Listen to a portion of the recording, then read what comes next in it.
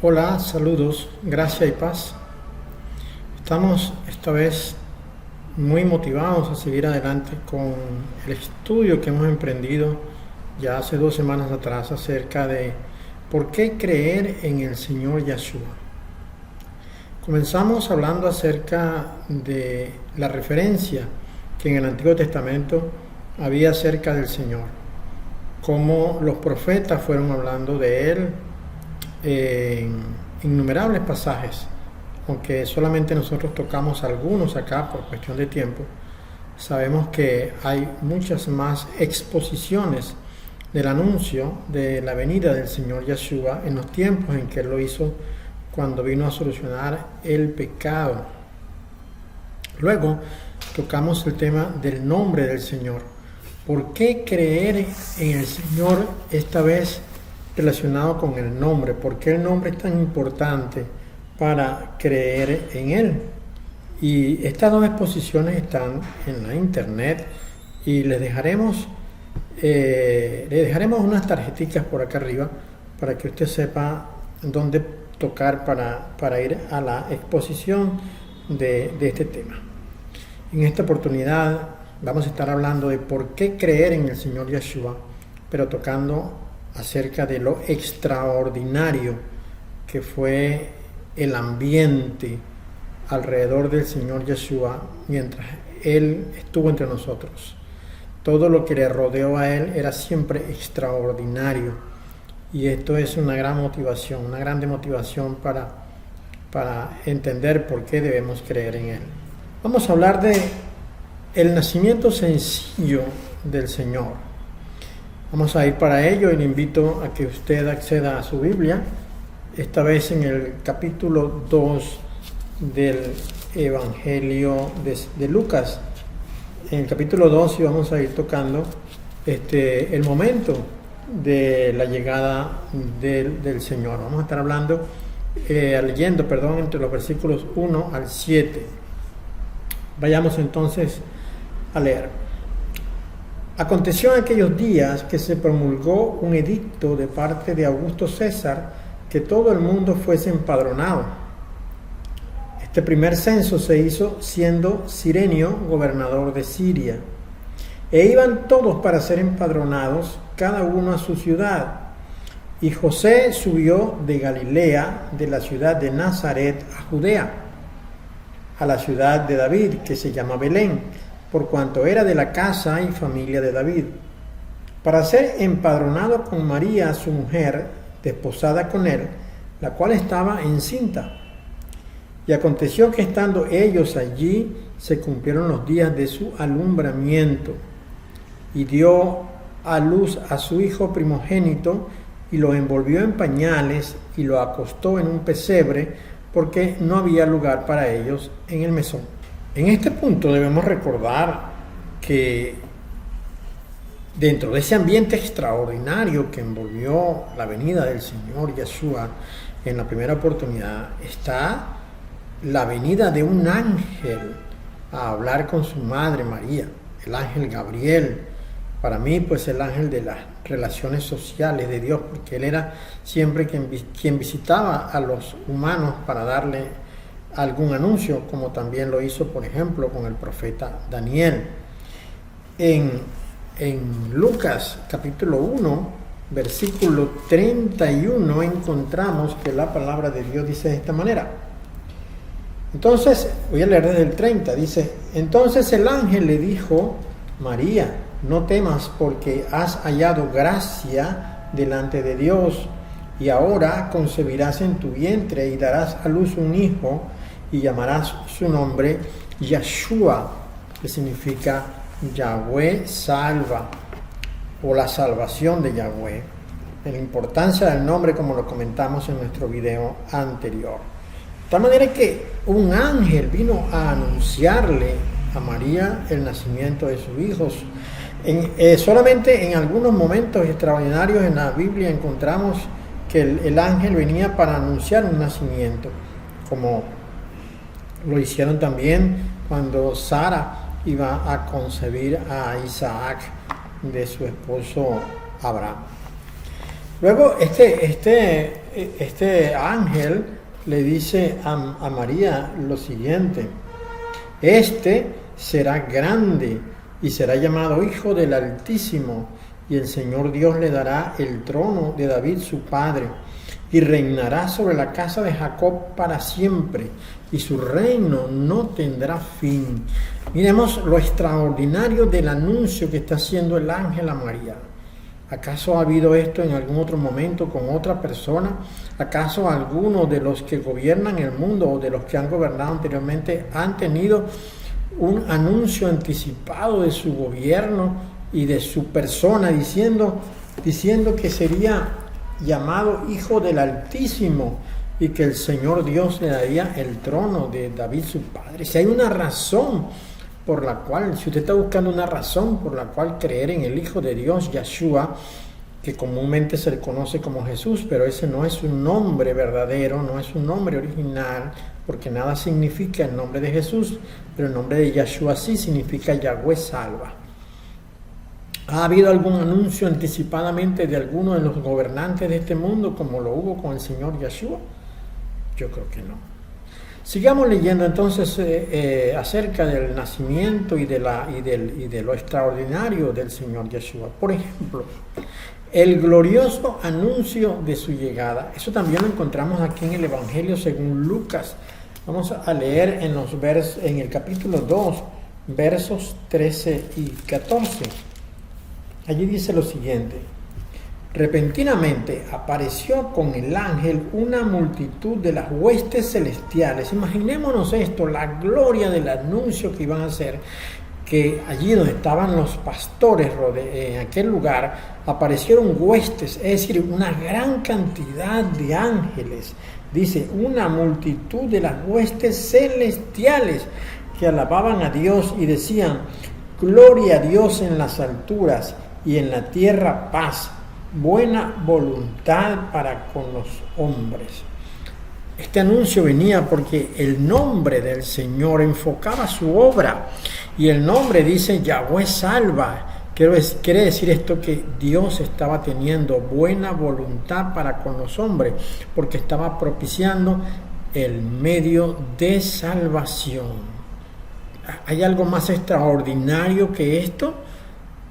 El nacimiento de un pequeño bebé que nació en un pesebre, acostado sobre quizás algún mantelito que puso María allí sobre la paja que estaba en aquel lugar, y allí le acostó, y en aquel establo estaban los animales todavía, la vaca, el buey, estaban allí, ¿no? Y allí puso María un trozo de tela para que la pajita no le picara al niño, y allí acostó a su bebé. Bueno, este bebé fue anunciado de manera extraordinaria por medio de los ángeles, y este bebé se convertiría al paso de los años en el Salvador del mundo. ¿Puede haber algo más extraordinario que esto? Sigamos viendo. A esta llegada del Señor le anticipó un pasado glorioso. Por ejemplo, el Señor dijo en Juan 17:5: ahora pues, Padre, glorifícame tú al lado tuyo con aquella gloria que tuve contigo antes que el mundo fuese. Antes que el mundo fuese. Ya el Señor estaba envuelto en la gloria que el Padre le había dado. De esto vamos a hablar un poco más adelante. Luego Pablo escribe en la segunda carta a los Corintios, capítulo 8, versículo 9: porque ya conocéis la gracia de nuestro Señor Yeshua el Mesías, que por amor a vosotros se hizo pobre, siendo rico, para que vosotros con su pobreza fueseis enriquecidos. Este Señor nuestro que nació y estuvo entre nosotros, estuvo primero rodeado de una gran gloria y de una gran riqueza, pero Él renunció a esa riqueza por amor a nosotros. Luego dice: saldrá una vara del tronco de Isaí, y un vástago retoñará de sus raíces, y reposará sobre él el espíritu de Yahweh, espíritu de sabiduría y de inteligencia, espíritu de consejo y de poder, espíritu de conocimiento y de temor de Yahweh. Esto está en Isaías 11:1-2. Y terminamos con esto, en este precioso pasaje de Isaías capítulo 9, que dice: porque un niño nos es nacido, hijo nos es dado, y el principado sobre su hombro, y se llamará su nombre admirable, consejero, Dios fuerte, Padre eterno, príncipe de paz. Lo dilatado de su imperio y la paz no tendrán límite sobre el trono de David y sobre su reino. Yahweh de los ejércitos hará esto.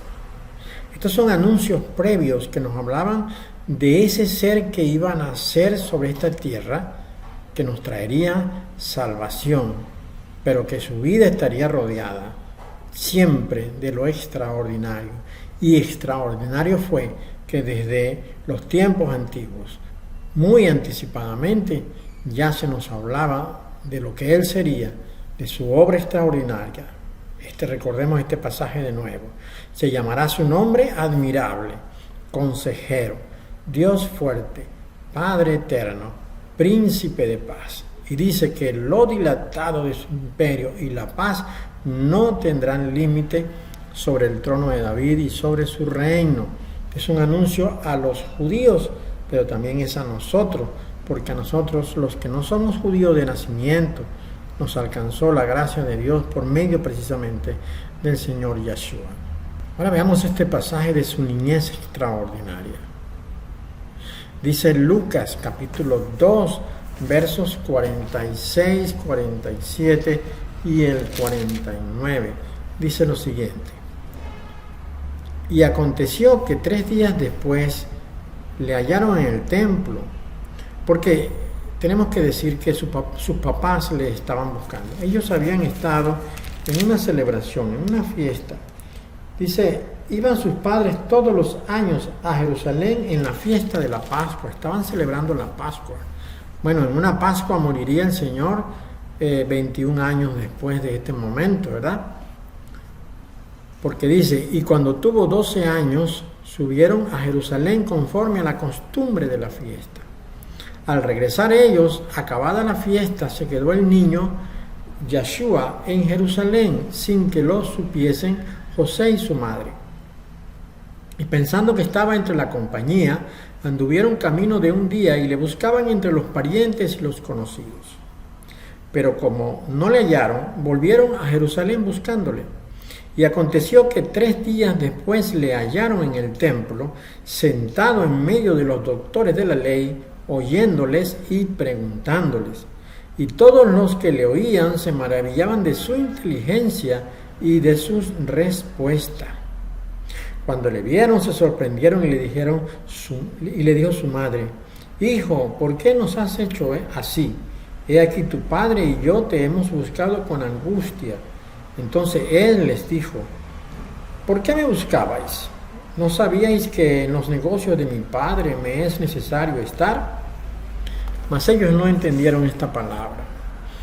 Desde muy temprano el Señor Yeshua trabajaba en los asuntos de su Padre Celestial, de su verdadero Padre, su único Padre, ¿no? Porque José era solamente el que le cuidaba, junto con María, María quien era su madre. Él estaba en ese momento, se había quedado en Jerusalén y los padres no se dieron cuenta y se fueron en la caravana creyendo que él estaba con alguno de los parientes, pero él se había quedado en Jerusalén y dice que estaba reunido con los doctores de la ley. Y ellos estaban escuchándole. Él, supongo yo que se repartían, él les escuchaba a ellos y ellos les escuchaban a él, porque dicen que se maravillaban de su inteligencia y de sus respuestas. Ellos estaban atentos a lo que él decía. Y aconteció que 3 días después le hallaron en el templo, sentado en medio de los doctores de la ley, oyéndoles y preguntándoles. Él estaba oyéndoles y preguntándoles, pero también ellos le oían a él y le preguntaban, porque se maravillaban de su inteligencia y de sus respuestas. La vida extraordinaria del Señor, aún siendo un niño de 12 años. Luego, ya crecido, cuando estaba a punto de comenzar su ministerio, cerca de los 30 años, ocurrió este tremendo milagro, este extraordinario milagro que todos conocemos de la fiesta de Caná. Dice, Al tercer día se hicieron unas bodas en Caná de Galilea, y estaba allí la madre de Yeshua, y fueron también invitados a las bodas Yeshua y sus discípulos. Y faltando el vino, la madre de Yeshua le dijo: no tienen vino. Yeshua le dijo: ¿qué tienes conmigo, mujer? Aún no ha venido mi hora. Su madre dijo a los que servían: haced todo lo que os dijere. Y estaban allí 6 tinajas de piedra para agua, conforme al rito de la purificación de los judíos, en cada una de las cuales cabían 2 o 3 cántaros. Yeshua les dijo: llenad estas tinajas de agua. Y las llenaron hasta arriba. Entonces les dijo: sacad ahora y llevadla al maestresala. Y se lo llevaron. Cuando el maestresala probó el agua hecha vino, sin saber él de dónde era, aunque lo sabían los sirvientes que habían sacado el agua, llamó al esposo. Le dijo: todo hombre sirve primero el buen vino, y cuando ya han bebido mucho, entonces el inferior. Mas tú has reservado el buen vino hasta ahora. Este principio de señales hizo Yeshua en Caná de Galilea y manifestó su gloria, y sus discípulos creyeron en él. En este punto es interesante decir que el vino tiene un gran significado en cuanto a la obra que el Señor Yeshua vino a hacer acá en la tierra. Porque la obra del Señor tiene un significado parecido al mosto, es decir, al vino recién fermentado, recién formado. El Señor dijo que no se podía verter vino nuevo en odres viejos, porque el vino nuevo, por su expansión, por su fuerza, rompía el odre, y se perdían tanto el odre como el vino. Igualmente, el mensaje del Señor acá en la tierra fue como el vino nuevo, porque estaba dejando atrás aquello que del Antiguo Testamento no servía. Y lo que no servía del Antiguo Testamento era que el hombre, que nosotros no teníamos capacidad para cumplirlo, por cuanto no podíamos cumplir todos los mandamientos todo el tiempo. Y por eso el vino para cumplir todos los mandamientos todo el tiempo. Y por esta razón, Él trajo un vino nuevo que no se podía incluir en el odre viejo, que era el Antiguo Testamento. Por eso fue necesario un nuevo pacto. Y el Señor dijo que Él iba a establecer un nuevo pacto, que ya no iba a ser necesario que alguien viniera con el rollo para leer los mandamientos, porque los mandamientos Él los pondría en los corazones de cada uno, y esto a través del Espíritu Santo, el cual recordaría todas las palabras del Señor Yeshua y nos enseñaría a andar el camino en santidad. Por eso este primer milagro no es simplemente convertir el agua en vino para que los que estaban allí se emborracharan. Eso no fue el objeto del Señor. El objeto del Señor fue mostrar lo que sería su obra, que apenas estaba comenzando en ese momento. Él estaba introduciendo en ese momento el vino nuevo del nuevo pacto que el Señor, que el Dios Padre había prometido y que ahora en este momento lo estaba cumpliendo a través del Hijo. Esta es una obra extraordinaria, ¿sí o no? Una obra extraordinaria. Y luego en medio de eso el Señor comenzó a hacer milagros. Hizo grandes milagros. Por ejemplo, sanó a un oficial del rey. Luego sanó al paralítico de Betesda. Liberó al hombre que tenía espíritu inmundo. Alimentó a 5,000 personas, pero aparentemente fue mucho más. Aunque la Biblia recoge esto como 5,000, pero pudieran haber sido más de 10,000 personas. Esto lo digo porque aquí se habla solamente de 5,000 hombres, pero allí también había mujeres y también había niños, hijos de ellos. Por lo tanto, en consecuencia, podían ser un número alrededor de unos 10,000 personas. El Señor sanó a la suegra de Pedro, caminó sobre el mar, luego sanó al ciego de nacimiento, y fue el principal protagonista de un extraordinario milagro, como fue la resurrección de Lázaro. En alguna oportunidad sanó a multitudes, en otras produjo una pesca milagrosa, en alguna ocasión sanó a un leproso, y sanó a un hombre de mano seca.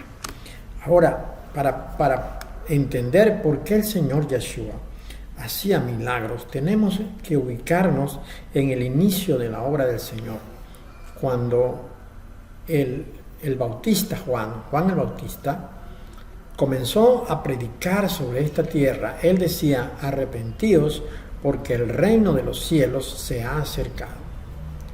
Esto también lo hizo el Señor. El Señor también dijo: arrepentíos, porque el reino de los cielos se ha acercado.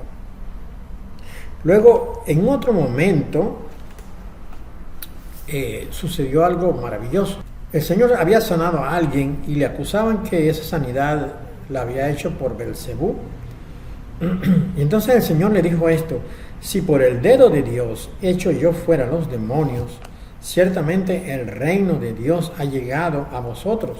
Esto está en Lucas 11:20. Vamos a ir a nuestra palabra para leer esta porción. Lucas, el Evangelio de Lucas, capítulo 11, versículo 20, dice lo siguiente. Dice, vamos a empezar un poco más atrás, dice en el verso 14. Estaba Yeshua echando fuera un demonio que era mudo, y aconteció que, salido el demonio, el mudo habló y la gente se maravilló. Pero algunos de ellos decían: por Beelzebú, príncipe de los demonios, echa fuera los demonios. Otros, para tentarle, le pedían señal del cielo, mas él, conociendo los pensamientos de ellos, les dijo: todo reino dividido contra sí mismo es asolado, y una casa dividida contra sí misma cae. Y si también Satanás está dividido contra sí mismo, ¿cómo permanecerá su reino? Ya que decís que por Beelzebú echo fuera yo los demonios. Pues si yo echo fuera los demonios por Beelzebú, vuestros hijos, ¿por quién lo echan? Por tanto, ellos serán vuestros jueces. Mas si por el dedo de Dios, y esta es la parte a la que quiero ir, mas si por el dedo de Dios echo yo fuera los demonios, ciertamente el reino de Dios ha llegado a vosotros. Esta es una alegación importante del Señor en cuanto a la razón por la cual Él hizo milagros entre nosotros. Veamos un poco más sobre este tema. En la sinagoga, estando el Señor en la sinagoga, para ello vamos a ir al capítulo 4 de Lucas. El Señor hizo una declaración interesante. Vamos a ir al capítulo 4 de Lucas. En los versos 18 y 19 dice, vamos a empezar a leer desde el 16. Vino a Nazaret, donde se había criado, y en el día de reposo entró en la sinagoga conforme a su costumbre y se levantó a leer. Y se le dio el libro del profeta Isaías, y habiendo abierto el libro, halló el lugar donde estaba escrito: el Espíritu del Señor está sobre mí, por cuanto me ha ungido para dar buenas nuevas a los pobres. Me ha enviado a sanar a los quebrantados de corazón, a pregonar libertad a los cautivos y vista a los ciegos, a poner en libertad a los oprimidos, a predicar el año agradable del Señor. Si nosotros leemos esta porción de Lucas, entendemos que toda la sanidad que el Señor hizo fue precisamente para que se cumpliera estas palabras que dijo el profeta Isaías. El Señor vino a sanar, el Señor vino a restaurar, el Señor vino a dar la vista, a abrir los oídos, a hacer caminar. Esto desde el punto de vista literal y también metafórico, porque el que estaba ciego, para no ver la verdad de Dios, para no ver que el reino de Dios estaba allí, porque estaba ciego así, la venida del Señor le permitió entender esto. El reino de Dios había descendido sobre la tierra cuando el Señor nació acá. ¿Por qué? Porque el mismo Dios estaba entre nosotros. Porque Yeshua es Dios. Él mismo lo dijo: mi Padre y yo uno somos. Porque el Señor Yeshua es la voz de Dios hecha carne, como nos dijo Juan. Así que cuando el Señor nació entre nosotros, el reino de los cielos se ubicó en la tierra, porque el mismo Dios estaba viviendo entre nosotros. Así que donde está el reino de Dios no hay enfermedad. Donde está el reino de Dios no hay esclavitud. Donde está el reino de Dios no hay corrupción. Así que cuando el Señor se metió entre nosotros, trajo todas las bondades del reino de Dios. Y por eso donde Él iba, sanaba. Donde Él estaba, echaba fuera demonios. Donde Él acudía, daba libertad. Porque donde está el Hijo, allí hay libertad. Por esa razón ocurrió lo extraordinario y el Señor iba y sanaba. Donde el Señor está no hay hambre. Donde el Señor está hay prosperidad. Por eso, cuando Pedro le dijo, Señor, nosotros no hemos sacado nada del mar. Y el Señor le dijo, echa la red allá. Y él le dijo, pero Señor, bueno, porque tú lo dices, yo lo haré.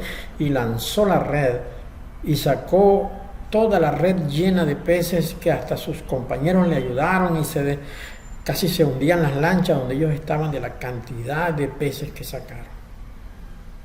Porque ese es el reino de Dios entre nosotros. El reino de Dios es para perdonar los pecados. Cuando el Señor comenzó su predicación, Él comenzó diciendo, arrepentidos, porque el reino de los cielos se ha acercado. Es decir, si el reino de los cielos está sobre la tierra y no puede haber ningún pecador. En consecuencia, como el reino de Dios está entre nosotros por la presencia del Hijo, entonces toda persona debía arrepentirse de sus pecados. Cuando el Señor libró, mejor dicho, a la mujer adúltera, Él le dijo al final de todo, le dijo, vete y no peques más. Cuando el Señor acudió donde estaba la mujer en el pozo y el Señor le dijo que le diera agua y luego Él le ofreció de su agua a ella, Él le dijo a ella cuál era su vida y la razón por la que Él les puso eso a ella era porque delante del reino de Dios no hay nada oculto y el pecado es expuesto.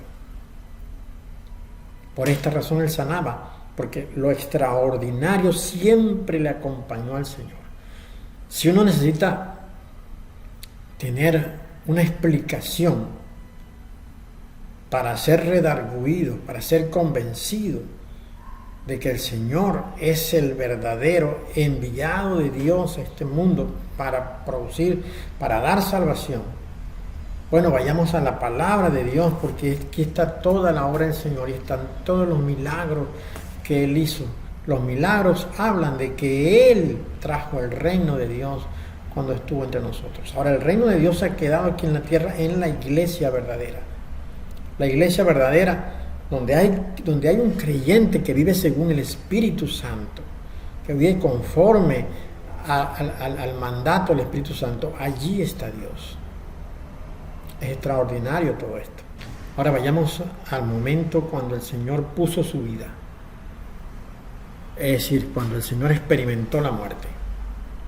Veamos esto maravilloso. Las Sagradas Escrituras dicen que su muerte ocurrió a las 9 de la mañana. Marcos 15:25 dice, era la hora tercera cuando le crucificaron. Es decir, el día comenzaba a las 6 de la mañana. La hora tercera eran las 9 de la mañana. Luego dice que a las 12 del mediodía llegaron las tinieblas y que se extendieron hasta las 3 de la tarde. Marcos 15:33 dice, cuando vino la hora sexta, hubo tinieblas sobre toda la tierra hasta la hora novena. La hora sexta, como el día comienza a las 6 de la mañana, la hora sexta son las 12 del mediodía y la hora novena son las 3 de la tarde.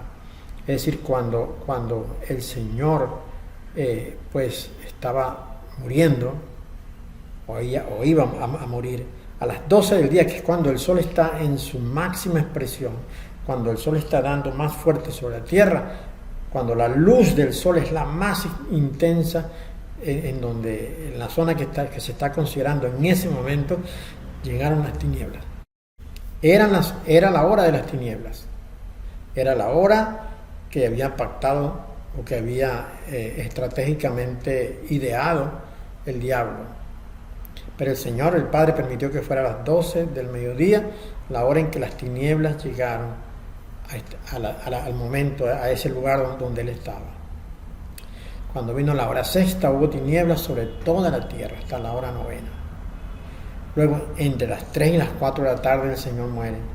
Dice en Marcos 15:37, mas Yahshua, dando una gran voz, expiró. Murió, no sé si a las 3 en punto, pero fue después de las 3. Fue a las 3 o pasadas las 3. En ese momento, veamos lo extraordinario, en ese momento, cuando el Señor entrega su vida, dice en Marcos 15:38, el velo del templo se rasgó en dos, de arriba a abajo. Esto fue algo maravilloso, porque esto es precisamente el anuncio que Dios estaba haciendo. Cuando el velo se rasgó de arriba abajo, lo que estaba diciendo era que toda la prosopopeya del culto anterior había quedado eliminada, había terminado, que ya no habría separación entre el sumo sacerdote y los sacerdotes, porque el velo lo que hacía era impedir que los sacerdotes entraran al lugar donde solamente el sumo sacerdote podría entrar, que era el lugar santísimo. Cuando el velo se rasgó, ambos salones quedaron unidos, porque ya no había nada que los separara y ya se podía ver, ya cualquiera podía ver lo que había dentro del lugar santísimo, que antes solamente lo había visto el sumo sacerdote. Entonces, eso, a la hora de su muerte, porque ya la victoria estaba a punto de ocurrir. Ciertamente en ese momento el Señor estaba descendiendo a las partes bajas de la tierra, pero Él no bajó a sufrir el castigo del infierno. Él se movió en las partes bajas de la tierra para predicar a los que allí estaban, para que todos los que no le habían conocido a Él, todos los que tuvieron en el Antiguo Testamento, que no le conocieron a Él, ahora le iban a conocer, porque Él es la salvación de todos, y a todos le iba a predicar acerca de Él mismo. Otra cosa extraordinaria ocurrió en ese momento. Dice en Mateo 27, versículos 52-53, lo siguiente: y se abrieron los sepulcros, y muchos cuerpos de los santos que habían dormido se levantaron, y saliendo de los sepulcros, después de la resurrección de Él, vinieron a la santa ciudad y aparecieron a muchos. Es decir, cuando ocurrió aquello, que también hubo un gran terremoto, por cierto, cuando el Señor murió hubo un gran terremoto, en ese momento se abrieron los sepulcros y comenzaron a salir los que habían muerto en el Señor. Los que habían muerto en el Señor, no cree usted que resucitaron todos, solo los que habían muerto en Él. Se levantaron, dicen muchos cuerpos, no sabemos si fueron todos, pero dicen muchos cuerpos de santos que habían dormido, se levantaron. Y saliendo de los sepulcros, después de la resurrección de Él, vinieron a la santa ciudad. Las escrituras no nos dicen qué pasó en ese lapso de 2 días, después que se abrieron los sepulcros, a dónde fueron ellos, estos que resucitaron, o si fue que esperaron a que Él resucitara para ellos también resucitar. Lo cierto es que ese momento extraordinario permitió que muchos que habían perdido a sus familiares los recuperaran nuevamente. Así vemos la obra extraordinaria del Señor, que aún en su muerte, o por medio de su muerte, los que habían fallecido lograron resucitar. Vayamos entonces al momento de su resurrección. Esto lo leemos en Mateo 28, del 1 al 6, o en Marcos 16, 1 al 8, Lucas 24, 1 al 12, o en Juan 20, 1 al 10. Dice lo siguiente la palabra de Dios: pasado el día de reposo, al amanecer del primer día de la semana, vinieron María Magdalena y la otra María a ver el sepulcro. Suponemos que la otra María debe ser la mamá del Señor. Y hubo un gran terremoto, porque un ángel del Señor, descendiendo del cielo y llegando, removió la piedra y se sentó sobre ella. Su aspecto era como un relámpago y su vestido blanco como la nieve. Y de miedo de él, los guardas temblaron y se quedaron como muertos. Mas el ángel, respondiendo, dijo a las mujeres: no temáis vosotras, porque yo sé que buscáis a Yeshua, el que fue crucificado.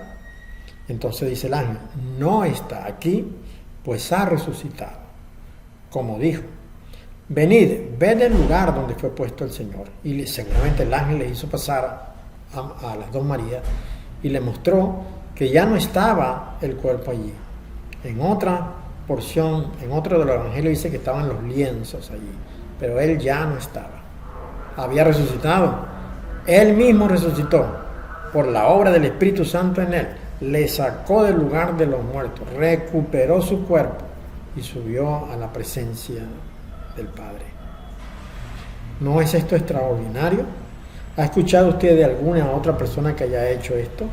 ¿Ha resucitado María, la del catolicismo? ¿Ha resucitado alguno de los santos que tiene el catolicismo? ¿Ha resucitado, por ejemplo, Juan Pablo II, quien nombraron santo? ¿Alguno de ellos ha resucitado? Como ninguno de ellos ha resucitado, entonces el diablo ha hecho creerle al mundo de que han encontrado la tumba de Yeshua y sus restos allí.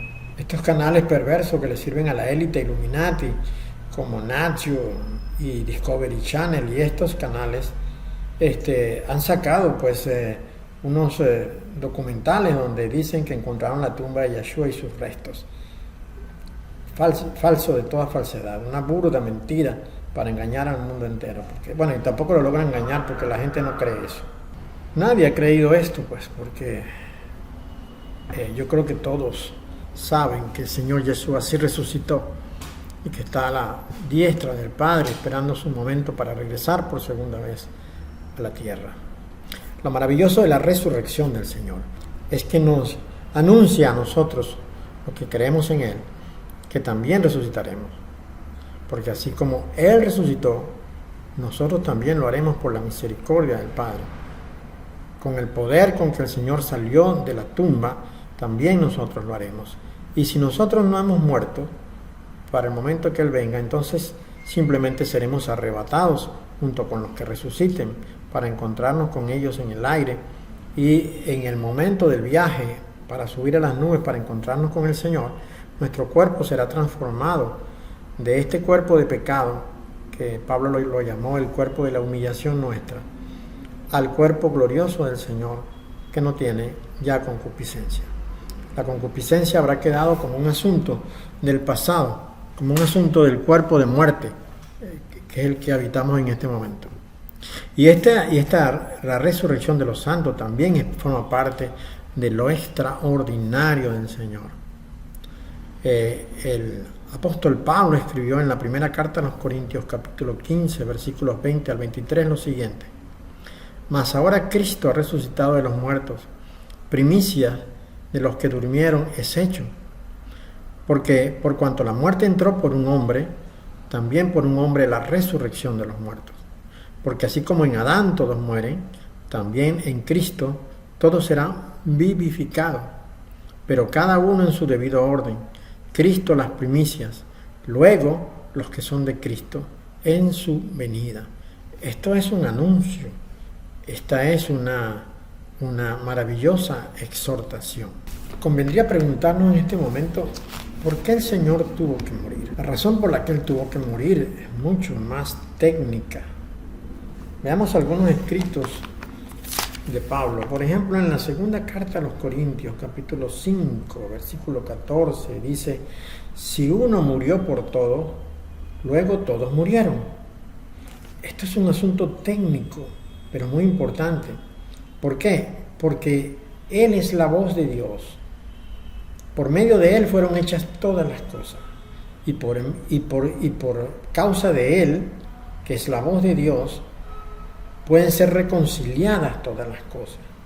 Entonces, si todos nosotros estamos en Él, cuando Él murió, nosotros también tenemos que haber muerto. Tuvimos que haber muerto. Si Él murió, nosotros también morimos. Entonces dice, si uno murió por todos, luego todos murieron. Segunda de Corintios 5:14. Segunda de Corintios 5:15 dice, y por todos murió.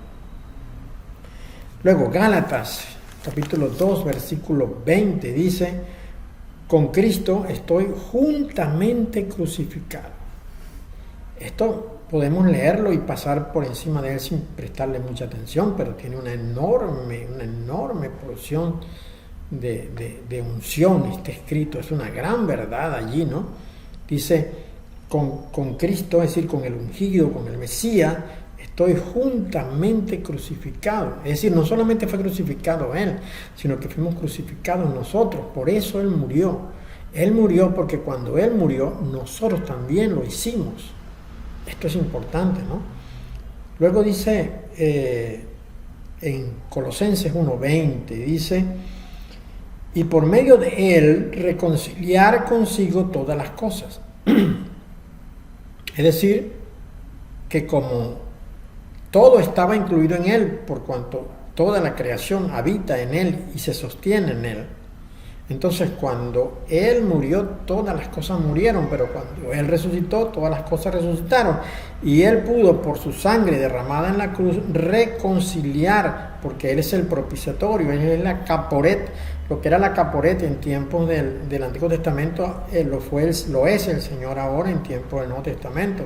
Es decir, él esconde en su carne el pecado, y lo que el Padre ve desde los cielos es la sangre que él derramó, de manera que todo puede ser reconciliado por medio de la sangre del Señor Yeshua. ¿No es esto extraordinario? ¿No merece esto nuestra atención? Claro que sí. Sigamos leyendo. Dice Colosenses 1, 21, 23, dice: y a vosotros también, que erais en otro tiempo extraños y enemigos en vuestra mente, ahora os ha reconciliado en su cuerpo de carne por medio de su muerte, para presentaros santos y sin mancha e irreprensibles delante de él. En su cuerpo, para presentaros santos y sin mancha e irreprensibles delante de él. Ahora os ha reconciliado en su cuerpo de carne. Es decir, por cuanto en la carne del Señor sufrió tan terrible castigo, y en la carne del Señor se derramó completamente sangre y cubrió todo el cuerpo, todos nosotros pudimos ser reconciliados. Por eso él murió, por eso él padeció, por eso él sufrió, para que no viniese el castigo para nosotros, sino para él. ¿No es esto extraordinario? El mismo Dios se hizo carne para padecer esto, por cuanto necesitaba el Señor darle salvación a los suyos, y esto porque en la tierra habitan dos linajes: el linaje perverso de Satanás a través de Caín, y el linaje santo de Dios, primero por Set y luego por la fe de Abraham. Todos los que somos de la fe de Abraham somos hijos de Dios. Pero el Señor no podía dejarnos, o no iba a dejarnos aquí en la tierra, porque esta tierra va a ser castigada duramente por Dios y va a ser destruida completamente, y todos los que son de Caín, todos los que son del diablo, todos los que son descendientes de Satanás, irán a parar al lago que arde con fuego y con azufre. La única manera de poder sacar a los suyos que habitan aquí en la tierra y llevarlo al reino de los cielos fue a través de su muerte, porque ahora todos los que creen en la muerte del Señor y en la resurrección son hijos de Dios, la misma fe que tuvo Abraham. Esa fe es la que nos lleva a estar delante de la presencia, lo que nos llevará por su misericordia a estar delante de la presencia del Padre, sirviéndole por toda la eternidad. Por eso era importante su muerte. Pero también hay otro punto que hay que tocar acá, y es acerca de la vida eterna, y esto tiene que ver con la resurrección. La característica más significativa y resaltante de los descendientes, digamos de esta manera, pues de la línea generacional de Adán, en la cual entramos nosotros por medio de la fe, pero toda la humanidad, es que muere. Porque esto fue lo que ganó Adán cuando desobedeció a Dios. Cuando él desobedeció a Dios, Dios le castigó como le dijo que le iba a castigar, que moriría. Pero todos nosotros estábamos en Adán, de manera que a todos nosotros nos alcanzó la muerte. En consecuencia, esto marca una diferencia muy grande con la creación adámica del monte de Dios, es decir, con los ángeles, porque los ángeles no mueren. Pero Dios no hizo a Adán para que muriera, porque Adán en el principio tenía vida eterna. Antes de pecar, Adán tenía vida eterna. De hecho, había en el huerto del Edén un árbol de la vida, para que Adán comiera de él y pudiera vivir eternamente.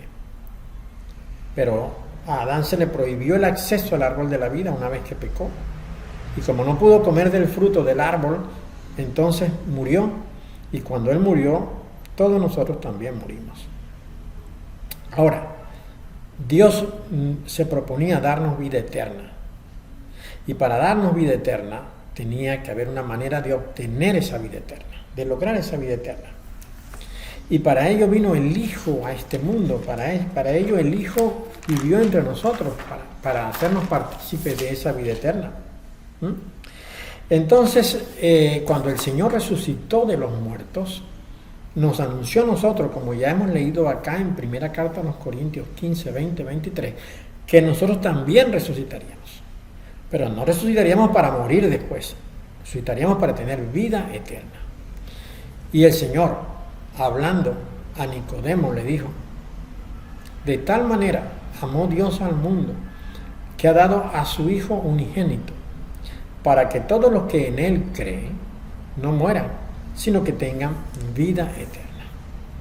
Y el Señor mismo lo anunció en otras oportunidades, como tenemos en Juan 3:36, en Juan 6:40, en Juan 6:54. Todos los que creen en el Hijo tienen vida eterna. Entonces, este marco extraordinario de la vida del Señor alcanza aún después de su muerte, porque después de su muerte no quedaron las cosas allí, sino que vino la resurrección. El Señor pudo resucitar de los muertos, y cuando Él resucitó de los muertos, nos dio la oportunidad a nosotros, los que creemos en Él, de resucitar también en el momento de su venida, cuando sea su venida. Los que estén muertos resucitarán, los que estén vivos en el momento de su venida simplemente ascenderán al encuentro con el Señor en las nubes. Bueno, a partir de ese momento nadie morirá más, porque tendrán vida eterna como tienen los Adanes creados en el monte de Dios.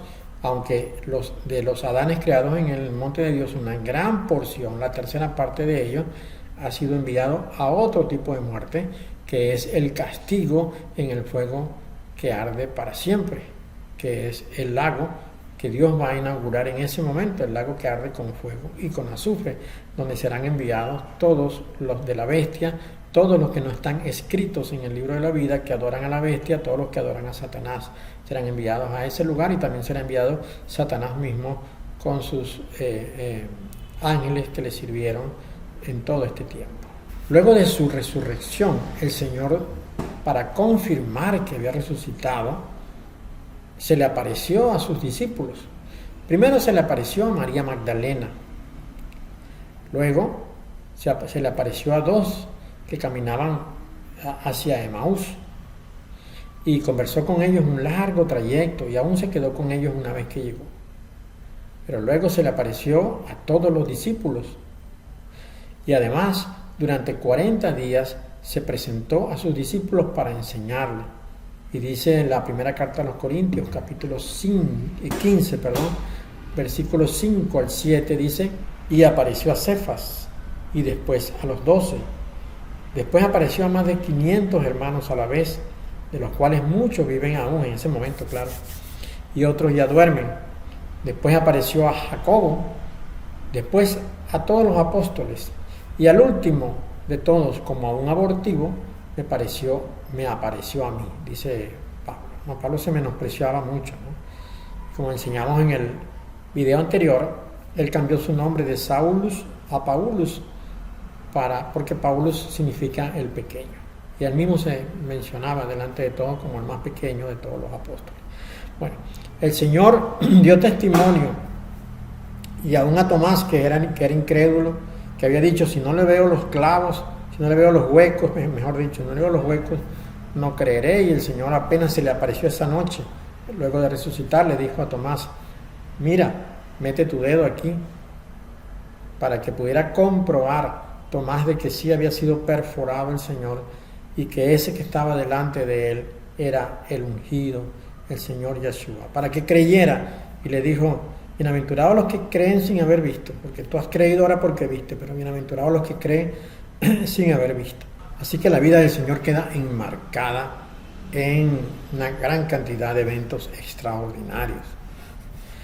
Y ya para terminar su obra aquí en la tierra, mientras tanto, ¿no? Porque se iba a abrir un espacio de tiempo para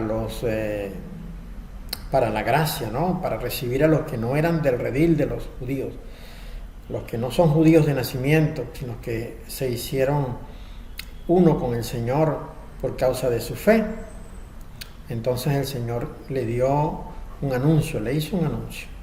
Ya el Señor había resucitado y les estaba hablando a ellos y les estaba diciendo. Dice: y estando juntos, Les mandó que no se fueran de Jerusalén, sino que esperasen la promesa del Padre, la cual les dijo: oísteis de mí, porque Juan ciertamente bautizó con agua, mas vosotros seréis bautizados con el Espíritu Santo dentro de no muchos días. Recordemos las palabras de Juan el Bautista cuando habló del Señor. Él dijo: yo ciertamente bautizo con agua, pero detrás de mí viene uno que os bautizará con Espíritu Santo y fuego. En este momento el Señor está diciendo que esperen la promesa de que el Espíritu Santo vendría para ser bautizados con el Espíritu Santo. El bautismo con fuego vendría después por medio de la tribulación.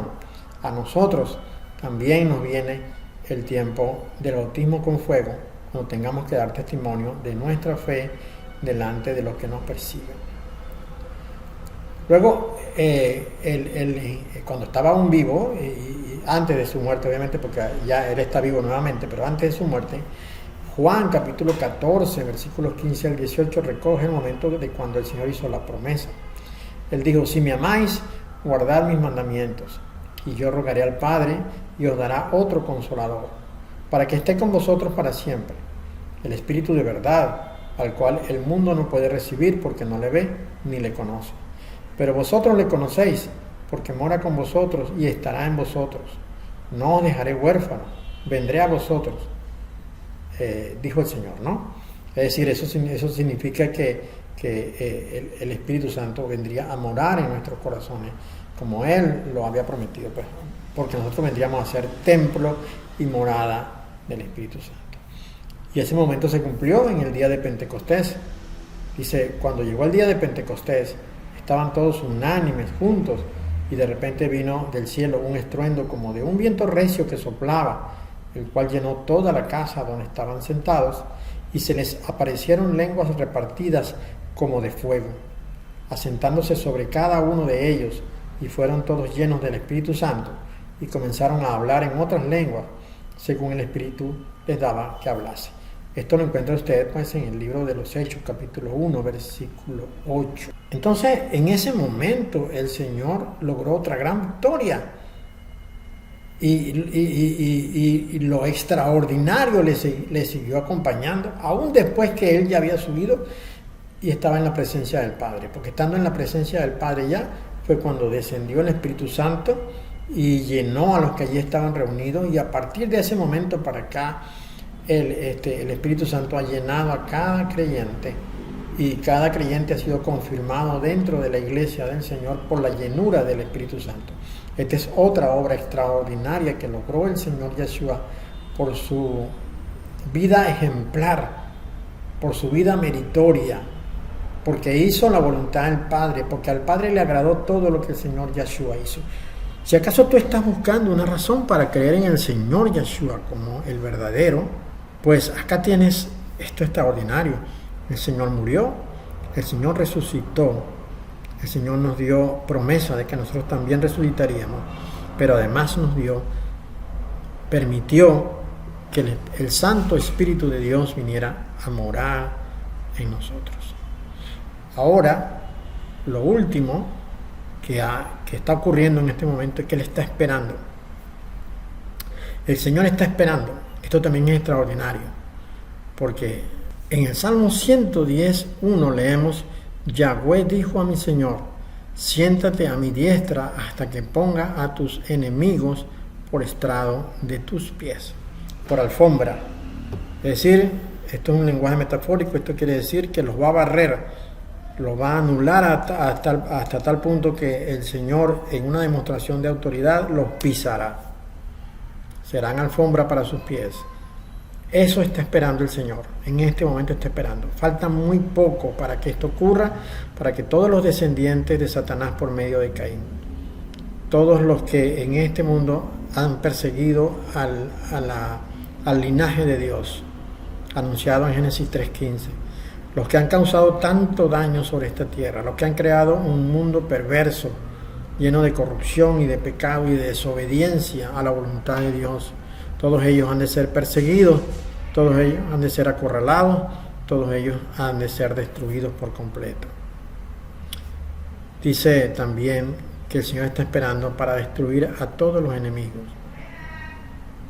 Dice la palabra de Dios. Luego al fin, cuando entregue el reino al Dios y Padre, cuando haya suprimido todo dominio, toda autoridad y potencia, porque preciso es que Él reine hasta que haya puesto a todos sus enemigos debajo de sus pies.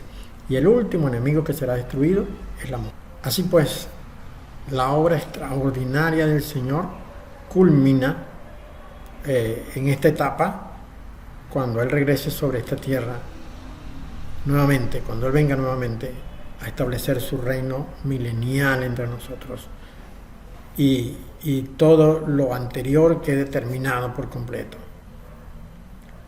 Cuando el Señor cumpla su objetivo de rescatar a los suyos, de llevarlos a su presencia para que moren eternamente con Él.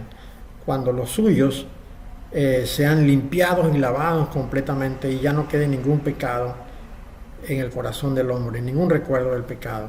En ese momento habrá culminado la obra extraordinaria del Señor. Luego comenzará su etapa de reinado durante 1000 años y al final de esos 1000 años vendrá también un tiempo para terminar de destruir a Satanás y enviarlo al lago que arde con fuego y con azufre.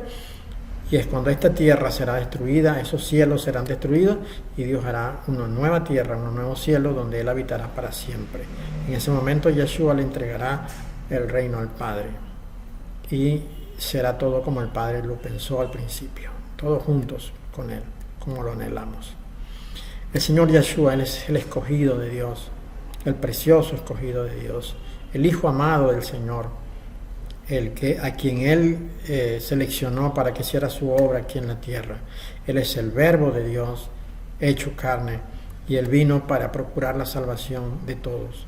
Es tu tiempo para creer en Él, es tu tiempo para volverte a Dios, es tu tiempo para confirmar el pacto que Dios ha presentado delante de todos nosotros a través de su Hijo. Dios te bendiga.